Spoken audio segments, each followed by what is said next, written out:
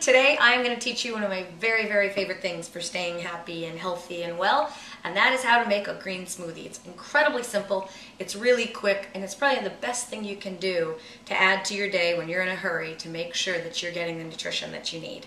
When I was a student at the Institute for Integrative Nutrition, we had one of our teachers, was Dr. Joel Furman, and he shared with us a study where they took a cross-section of the population, looked at their medical markers, everything from diabetes to cholesterol, high blood pressure, their weight, you name it.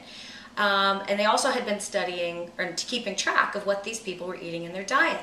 When they added 20% more fruits and vegetables, this group of people, when tested again, had a 20% improvement across all medical markers. That's pretty great stuff, right? But you know what? It gets better than that. When they took another cross-sampling of people, took all their medical markers, and then increased their greens by 20%, guess what happened? They had an improvement across the board of all their medical markers of 80% improvement. That's pretty significant. That's really important. So I'm going to show you a way that you can add that into your day so that you're not just getting your greens when you have a salad with lunch or you might have broccoli with dinner. But here's something you can make every morning, no matter how busy you are on the go. You can make this and you'll be really boosting up your nutrition, your micronutrients, your fiber. This is just great stuff. So it's this simple.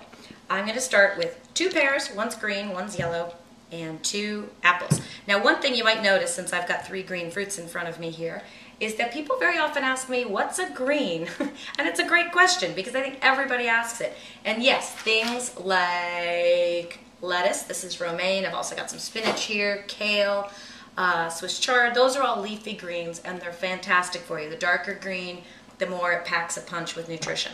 But anything that's green is green. So here we go. I'm going to start by chopping this pear. I'm just going to take the stem out and we'll put that in our little compost bucket. Here we go.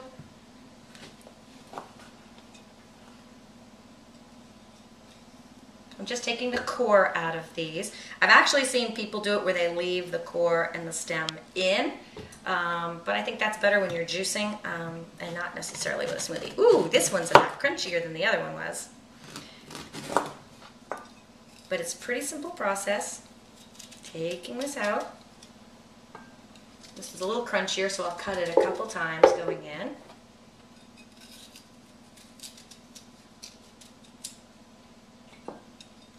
Now the blender that I'm going to be using today is Vitamix, and I absolutely love my Vitamix. I don't know how to live without it. I have also heard fabulous things about the Blendtec. I've never used it, but I've heard it does a pretty fantastic job of getting those greens broken up so that all of those little fibrous cells get broken open and you get the full nutritional impact. So if you have a great blender at home of some other brand, this may work beautifully for you. You just want to experiment. I say try it with whatever blender you have, and if you find it's not breaking things up, it might be worth the investment of getting a little bit more powerful blender, because this is something you're going to want to be able to make every day. So you'll see this is pretty much filling up with this fruit. And for the beginner, you can start with a higher percentage of fruit and a lower percentage of the dark leafy greens. But as you get kind of used to the taste of this and you start feeling so great, you can start shifting your ratio over so there's a little less fruit and more greens. Usually when I make it for myself, I'm using 1 apple and 1 pear. But when I started, I did 2 apples and 2 pears, so that's why I'm showing this to you now. Almost done with the apples. This is the trickiest part of the whole thing, by the way, and it's not very tricky. This is definitely a beginner recipe.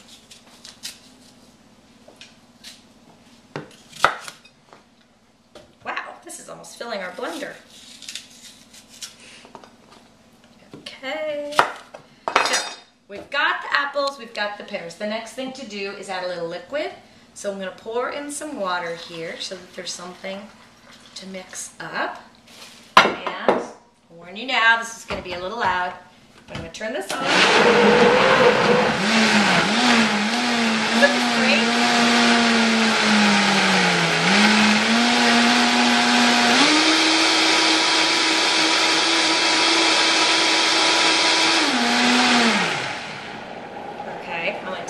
top off. Hopefully you can hear me over this. And I'm going to start to put in my lettuce. I'm using romaine. It's a nice mild taste if you're a beginner at this.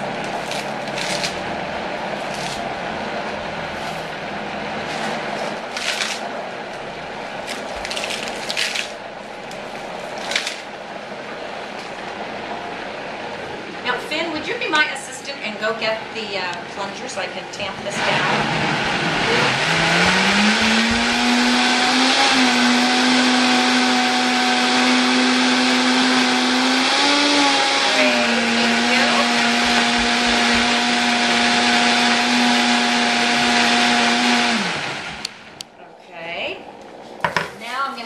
Some spinach and a nice healthy handful in here, or two. I like it green. We've already got a nice light green going on, but I like them a little darker than that.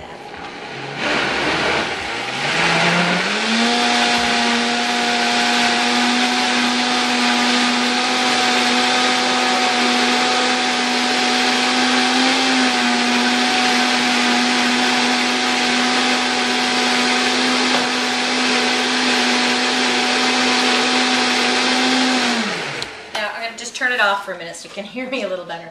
Usually what I would like to do at this point is add some lemon. If you add fresh lemon and fresh ginger to a green smoothie, you will absolutely not get any of that green taste. When people are kind of new to eating their greens this way, sometimes they'll get, depending on what greens you use especially, they might feel like it has a little bit of a grassy taste even. But if you use fresh ginger and lemon, it will absolutely cut right through that, and you will completely avoid feeling like you're eating your lawn, which some people think greens can taste like in the very beginning. But if you use the milder greens instead of the really strong ones, and when I say strong ones, I don't even mean things you usually get at your grocery store. I mean things like dandelion greens. There's a lot of things that are actually considered weeds that are just packed full of nutrition. Very, very good for you. I love to put them in my food. Lamb's quarters is another example. Now, you can see I put in a pretty sizable amount of ginger. That's like a thumb's worth. But I happen to love ginger in my smoothies. This is just incredible. It's also great for your immune system. It's great for fighting off colds, coming into flu season. This will be your ticket, staying healthy. So the other thing I'm going to add in, and I'm going to just pour it right in the top, since I could not find an organic lemon when I was at the store today, instead I am going to just use a little bit of lemon juice. Typically, I'll put anywhere from half a lemon to a whole lemon. Sometimes I peel it, sometimes I don't. I just throw it in. I'll cut it in half and throw the whole lemon in. I love lemony greens. So I'm just going to pour, just free pour some of that in. And then I'm going to go back to blending.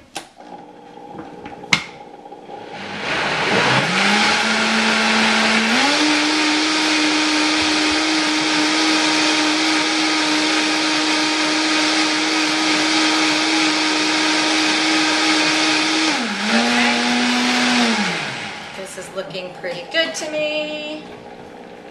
I think this looks excellent. We'll just call it done. Thank you for the glass. I forgot to get that, didn't I? So, oh, there's one little part that didn't go in. So here you go. I hope you can see how beautiful this is. This color of this is just incredible. Look at this. This is absolutely beautiful. And if it feels too thick, you can always add more water to thin it out. I also like them best when they're chilled, so usually I make this and I put it into a big ball jar, half-gallon size, and keep it in the fridge to chill it down. So let's see if I did a good job. Oh my gosh, I did a great job. This is completely amazing. And I'm not acting. This is really, really good. Now it's time to make all my kids drink these. This is great.